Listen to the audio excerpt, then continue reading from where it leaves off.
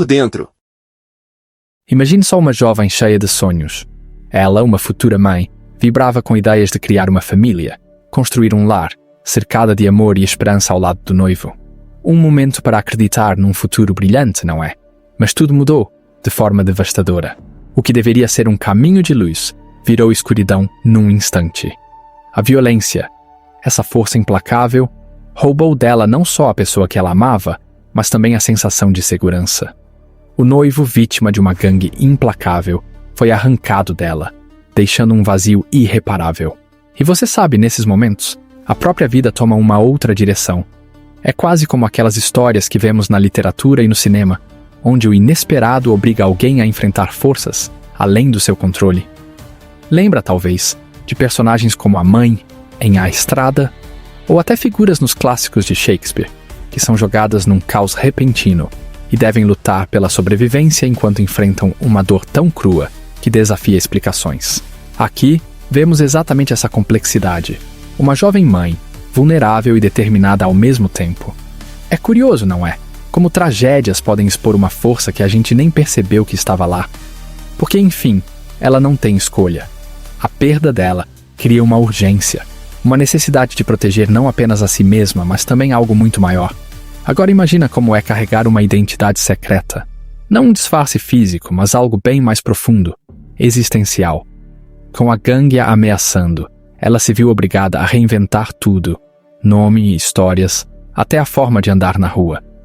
É uma mudança de vida tão radical que, você sabe, parece quase surreal. E não é só isso. Pensa na pressão de ser mãe ao mesmo tempo. Quer dizer, criar um filho em segurança já é um desafio enorme. Agora, adiciona essa camada de medo constante, o receio de ser descoberta a qualquer momento. Como é que alguém equilibra isso? Como você encaixa serenidade e desespero na mesma rotina? Eu fico pensando, sabe, como nas histórias reais de pessoas que precisaram literalmente desaparecer para sobreviver. Tem casos chocantes de vítimas de violência doméstica ou testemunhas de crimes que foram forçadas a reconstruir suas vidas em outro lugar. E muitas vezes esse preço emocional, esse sacrifício de quem elas eram, pesa mais do que qualquer um de nós poderia imaginar. E para ela o peso emocional parece honestamente esmagador. Mas estranhamente, a maternidade funciona como o motor disso tudo, não é? Porque no fim das contas, tudo o que ela faz é pensando no filho, em garantir que ele tenha uma chance de uma vida que, bem, talvez ela mesma nunca possa ter de novo. Qualquer passo em falso pode custar tudo. Agora vamos falar da decisão dela de enfrentar a gangue. É incrível observar como ela consegue transformar o medo em força, o trauma em propósito. Essa jovem mãe, que até então era vítima de uma tragédia inimaginável, agora toma as rédeas do destino, encarando de frente quem destruiu sua vida. E você sabe, isso não é só uma jornada individual. Histórias como a dela ecoam em tantas outras esferas. Eu penso, por exemplo, em pessoas reais que decidiram se levantar contra a violência sistêmica, que enfrentaram injustiças por amor à família, por um desejo de mudança. Muitas vezes, essas pessoas não tinham escolha, mas mesmo assim, encontram a coragem de seguir em frente. Tem algo intrigante sobre isso, não é?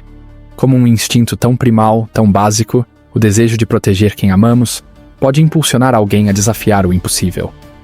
Essa é a verdadeira essência da sua decisão. Não é só sobre colocar um ponto final em anos de medo. É sobre honrar o que o noivo representava. É sobre garantir que o filho tenha a chance de crescer em um mundo menos marcado pelo ódio.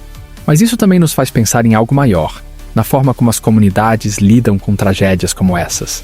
Crime, violência, ausência de justiça são problemas que não afetam só os indivíduos, mas a sociedade como um todo.